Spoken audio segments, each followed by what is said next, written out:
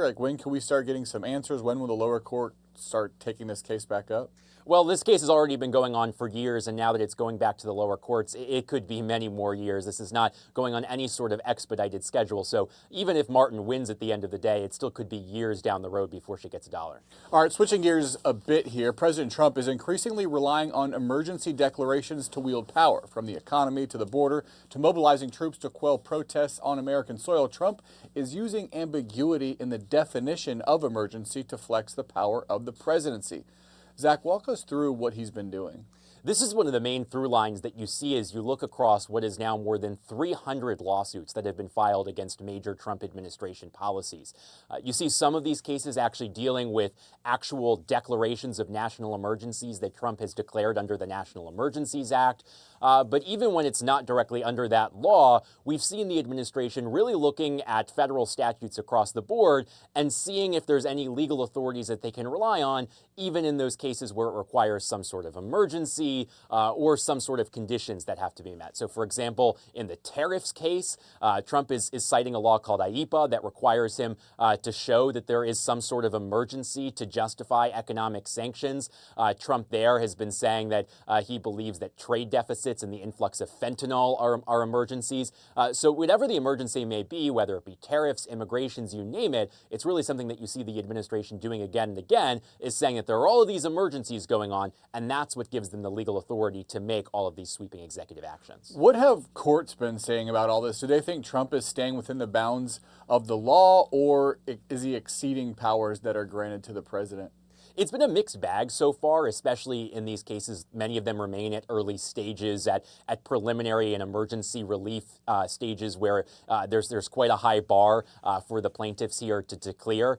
So I think it's all really still working its way through the courts, and it's too soon to tell exactly how, broadly speaking, this is all going to turn out. Just take the tariffs case, for example. You have had now two federal courts that have blocked the tariffs, but just this week we saw an appeals court lift one of those rulings and extending a lift of that order.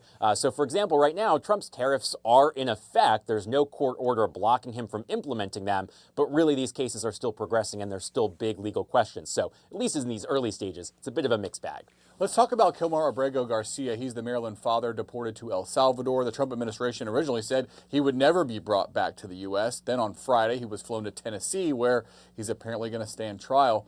What's the latest? So with these new criminal charges, we now have two cases at the same time. You've got his criminal case in Tennessee, where he'll actually be back in court tomorrow for his arraignment, where we expect him to enter a plea, and also some questions there about whether he will be detained. So that's happening in Tennessee with his federal public defenders. But meanwhile, there's still that lawsuit in Maryland that was filed after he was deported to El Salvador back in mid-March. And the question now becomes, does that lawsuit go away now that he's been returned to the U.S. and is facing these criminal charges? And that's what the federal government has been arguing. They have told the judge she needs to stop all of these proceedings that she's been doing to figure out whether she's going to hold the Trump administration in contempt, and saying that this whole case has got to go. But meanwhile, we've seen Kilmar Abrego Garcia's lawyers in that case still try to press ahead. In fact, late last night, they filed a motion for sanctions against the Trump administration, seeking fines. So still now two cases, both are going to be proceeding simultaneously. What are the federal charges? So the charges in that criminal case, it's two charges. The first charge is unlawful transportation of undocumented aliens, and the second charge is conspiracy to transport aliens. So essentially, what he's accused of here is taking more than 100 trips from Texas to other parts of the country, in which he was taking with him migrants who are in the country illegally. So essentially accused of smuggling them not into the country, but once they got across the southern border and into Texas, Abrego Garcia is accused of helping them move through the country. Is there a chance that he would be released while he awaits trial?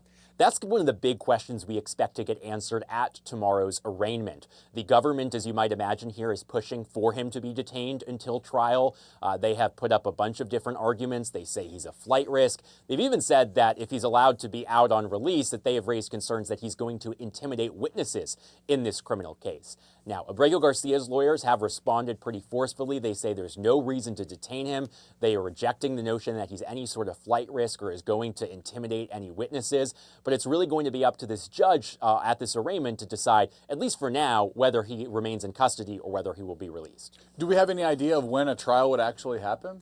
I think it's pretty unclear at this point because this case is such in an early stage. We haven't even gotten him to enter his plea yet. It's possible we will get some more clues as to the timeline at tomorrow's arraignment. You can at least expect the judge to lay out some next steps in the case, even if it's not getting a formal trial date quite yet. So I think that timeline, we just don't know quite yet. You know, I remember the circumstances of this case were that the government could have deported him to another country, just not El Salvador. Now he's back in the U.S. He's facing this trial.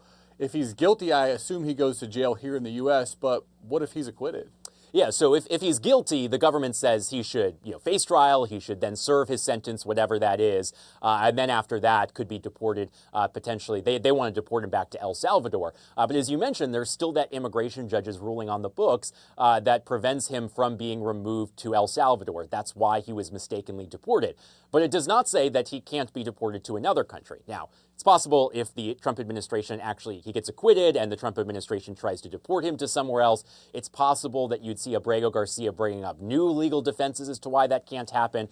But at least as of now, there is not an order on the books like the one for El Salvador that prevents him from getting removed to those countries. So it really is a possibility here that he could be deported again, even if it's not to El Salvador. Not an end to this story, but we'll have to continue following it. If people want to keep up with Zach's reporting, make sure to go to thehill.com and to subscribe to the Gavel newsletter for all your latest courts, news, and information.